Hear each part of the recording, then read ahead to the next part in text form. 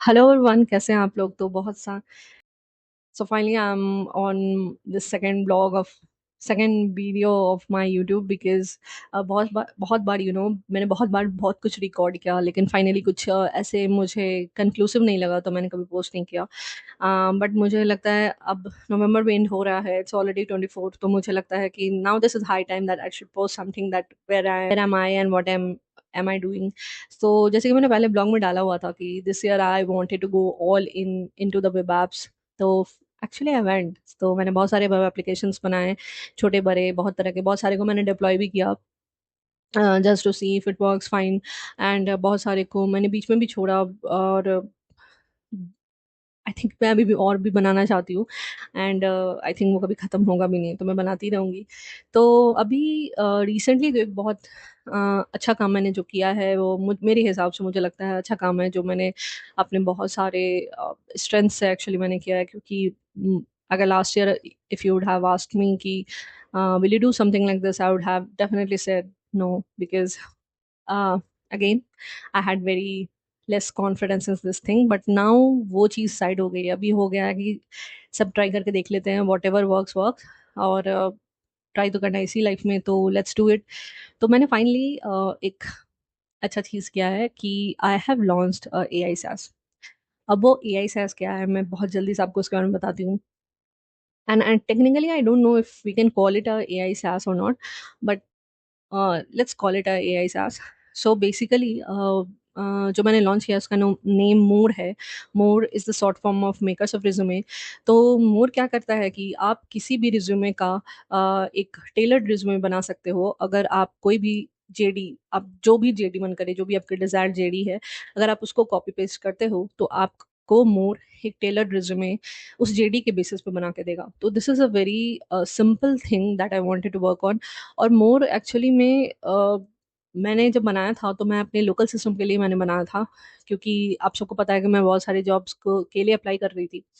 तो बहुत बाद में मुझे समझ में आया कि जेडी बेस्ड रिज्यूमे का एक्चुअली में वैल्यू बहुत अच्छा होता है। क्योंकि जो चीज़ किसी भी एक जॉब सीकर और जॉब के बीच में है, वो सबसे बड़ा चीज़ होता है एटीएस सिस्टम। किसी भी कंपनी का एटीएस सिस्टम या एटीएस सॉफ्टवेयर आप जो कह लो, वो जॉब सीकर और जॉब के बीच में बैठा होता है। तो सारा खेल उस एटीएस का है। I am not sure her company use करती है कि नहीं, हो सकती है बहुत छोटी कंपनी नहीं यूज़ करती होगी, और हो सकता है बहुत सारे मिड साइज़ कंपनी में नहीं यूज़ करती होगी, I am not sure about that. तो लेकिन मोस्टली सब कंपनीज़ यूज़ करती हैं।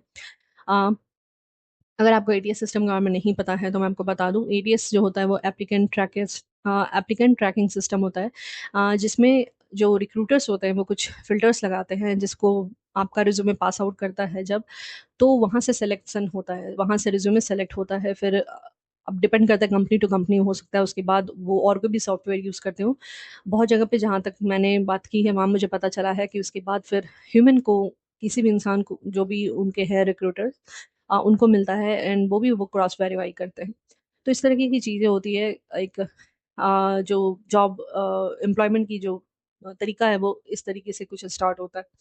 तो I always wanted to work on this thing, I always wanted to understand this thing, because मुझे पता है कई बार जब, क्योंकि I have been a job seeker, मैं समझती हूँ कि जब आपको मल्टीपल रिज्यूमे बनाना पड़ता है, क्योंकि हर जगह सेम जेडी नहीं होता है, और डिफरेंट जेडी होता है, और डिफरेंट जेडी के लिए different resume banana, I know it's a heavy task, it's not a easy task. और अगेन आई एम सेइंग, अगर आप 5 एप्लीकेशन साल में डाल रहे हो, अगर 5 जगह पे अप्लाई कर रहे हो एक साल में, तो it's not a big issue, right? आप कर सकते हो, आप 5 रिज़्यूमे बना सकते हो। एक साल में आप 365 डेज़ में 5 रिज़्यूमे क्यों नहीं बना सकते? ज़रूर बना सकते हो। But the thing is that जब मोर देन 5 की बात आती है, जब एक दिन में आप 10-10 एप्लीकेशन डाल रहे हो, और आपको उसके अकॉर्डिंग 10 जेडी बनाना पड़े, तो वो डिफ़िकल्ट हो जाता है। एक पॉइंट पे आके बहुत इरिटेटिंग भी हो जाता है, और मेरे लिए बहुत इरिटेटिंग था। एंड आई थिंक बहुत लोग मेरे से रिलेट करेंगे जो अभी भी जॉब देख रहे हैं। तो मुझे लगा कि ये काफ़ी अच्छा सिस्टम है, और मैंने बनाया। एंड आई नो बहुत सारे रिज्यूमे बिल्डर्स हैं out in the market, AI resume builders हैं। कुछ-कुछ फ्लॉज़ थे उनके, जो मुझे लगा कि मुझे बनाना चाहिए। पहला फ्लॉज़ मुझे हमेशा लगता है कि कोई भी अगर एप्लीकेशन है, कोई भी वेब ऐप है, कुछ भी है, मेरे लिए, मैं पर्सनली कह रही हूँ, मुझे उनका प्रोसेस कभी भी बहुत ज़्यादा टू मेनी फंक्शनैलिटी नहीं होना चाहिए, बिकॉज़ मुझे लगता है कि जब बहुत टू मेनी फंक्शनैलिटीज़ होती है तो मैं काफ़ी कन्फ्यूज़ हो जाती हूँ कि मुझे जो यूज़ करना है उसके अलावा जो मुझे यूज़ करना है, मैं उसके लिए अगर वहाँ पहुँची हूँ तो मुझे वो ढूँढने में काफ़ी टाइम लग जाता है और उनको समझने में काफ़ी टाइम लग जाता है।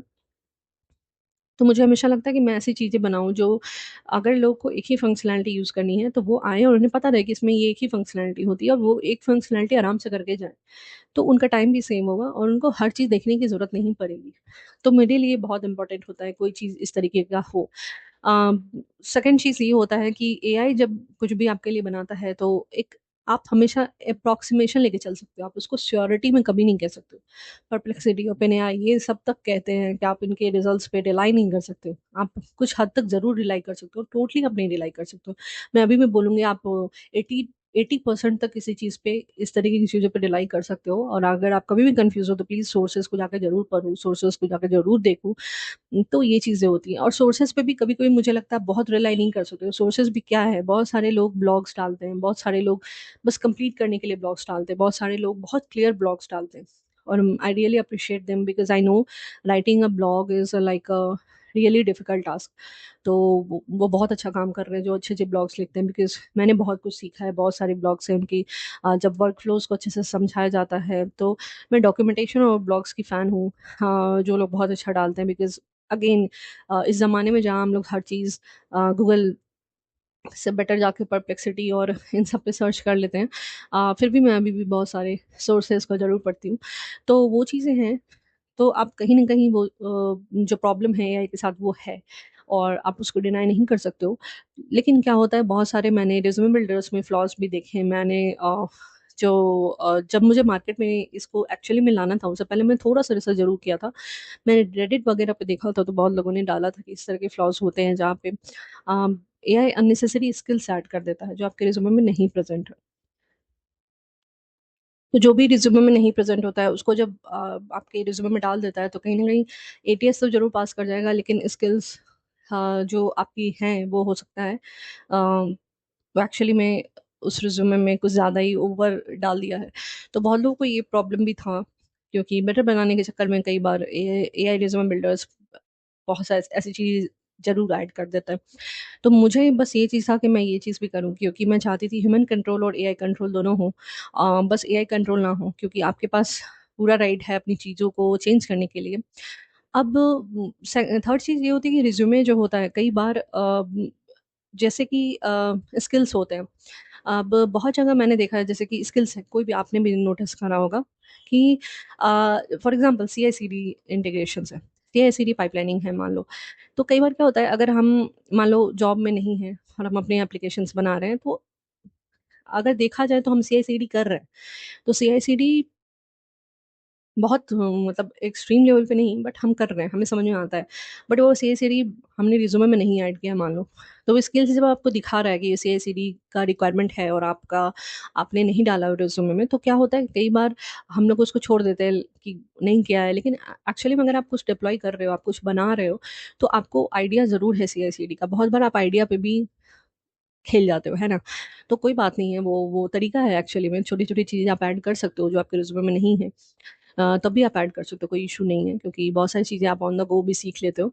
तो वो चीज़ एक होती है। तो मुझे हमेशा से था कि अगर मैं ह्यूमन के हाथ में दूँ कि आपके पास ये स्किल्स नहीं है बट ये जेडी में प्रेज़ेंट है और आप चाहो तो ये स्किल्स ऐड कर सकते हो। आप चाहो तो इसको स्किप कर सकते हो।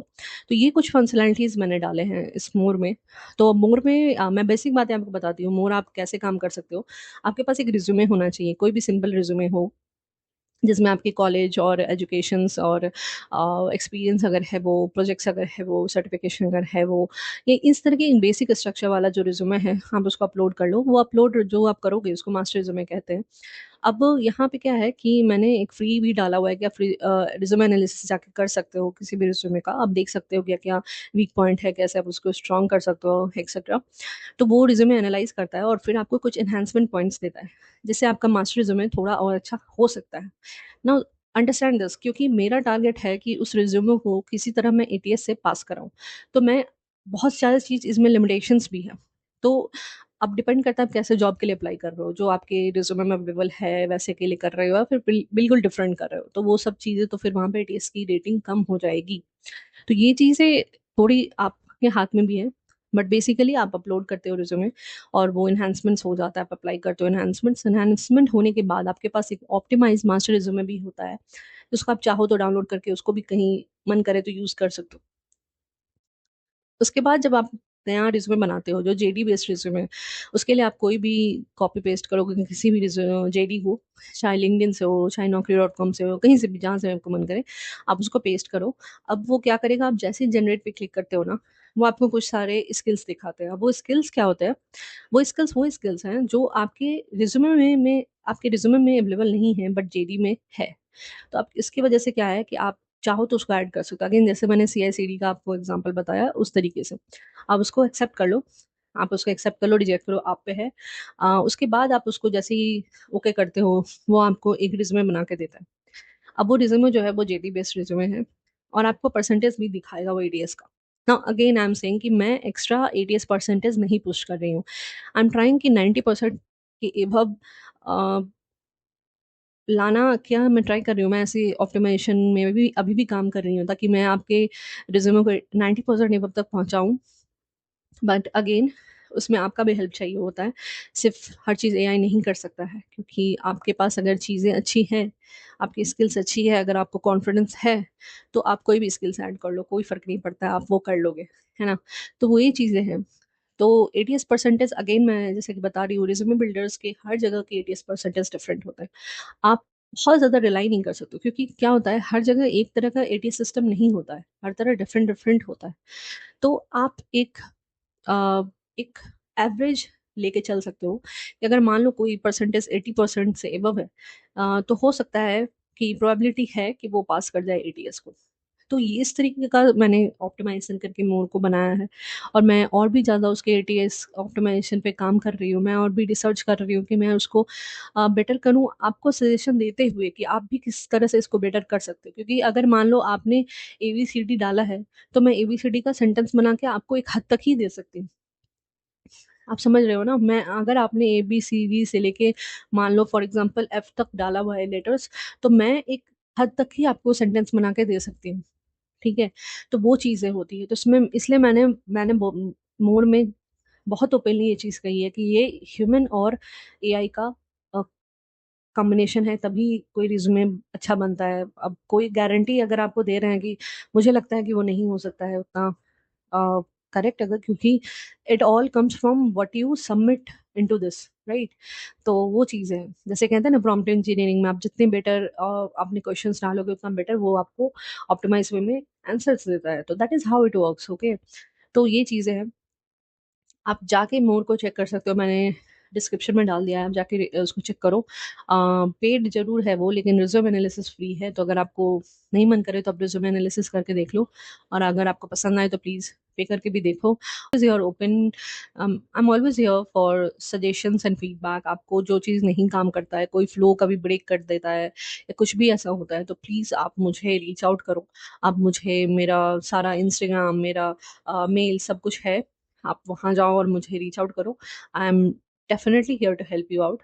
और जहाँ तक जॉब सीकिंग और जॉब के अंडरस्टैंडिंग की बात है, आई एम ऑल्सो, मैं भी यहाँ हूँ और आपके ही साथ हूँ। और मैं इस चीज़ को खुद फिगर आउट करना चाहती हूँ आप सबके लिए, और खुद के भी समझ के लिए। तो अगर आपको पसंद है तो प्लीज़ जाके आप चेक करो। तो ओके, अभी के लिए इतना ही, और नेक्स्ट ब्लॉग में डेफिनेटली हम लोग जॉब और इन सब चीज़ों के बारे में बात करेंगे। इनफैक्ट अगर आप किसी चीज़ में इंटरेस्टेड हो, अगर आपको मन है जॉब रिलेटेड या कोडिंग रिलेटेड या टेक रिलेटेड कोई बात होनी चाहिए जिसको आप चाहते हो कि मैं 1 to 1 बात करूं, तो मैं वैसे भी ब्लॉग्स ज़रूर रिकॉर्ड करूंगी। तो प्लीज़ आप कमेंट में डाल देना अगर ऐसा कुछ आपको चाहिए तो लेट्स सी, मैं ट्राई कर रही हूँ कि आपके लिए मैं ये जॉब प्रोसेस थोड़ा ईजी करूँ। तो बस आप लोग भी हेल्प करो मुझे, और मैं भी और सारे आंसर्स लेके आऊँगी जो इश्यूज़ होते हैं, मैं ज़रूर ट्राई करूँगी मैं उसको सॉल्व करूँ आपके लिए, because I really want to understand it as well. तो ठीक है, I will see you in the next vlog. I hope आप बहुत बोर नहीं हुए होंगे, तो please let me know how was it. And next vlog में मैं फिर से आऊँगी, and again I am saying it will always be a raw blog, क्योंकि मुझे अच्छा लगता है कि मैं ऐसे स्क्रीन के सामने बैठ के बात कर रही हूँ और मैं बता रही हूँ जिस चीज़ के बारे में मुझे बात करना अच्छा लगता है। तो मुझे technology and coding and one person business, इन सब चीज़ों में काफ़ी इंटरेस्ट है। तो मैं इन सब चीज़ों के बारे में हमेशा बात करूँगी, जॉब के बारे में भी मैं हमेशा बात करूँगी, जो मुझे नॉलेज है, अ, जो मुझसे बन पड़ेगा मैं ज़रूर हेल्प करूँगी, बिकॉज़ मैं वो पेन समझ सकती हूँ आपका। और मुझे पता है वो हॉलोनेस बहुत अजीब होता है। तो शायद उससे बाहर मैं इसीलिए आई हूँ ताकि मैं आप लोग का कुछ कुछ हेल्प करूँ, ज़रूर से ज़रूर। मैं अगर कुछ हेल्प कर सकूँ तो it will be big thing for me. तो या please please let me know what are the things you want, and please go and check more. And इसीलिए मैंने व्लॉग को भी अभी थोड़ा इंग्लिश वे में डाला है, क्योंकि मुझे पता है कि आप सबको पसंद आएगा। तो please let me know, okay? I will see you in the next vlog. Bye.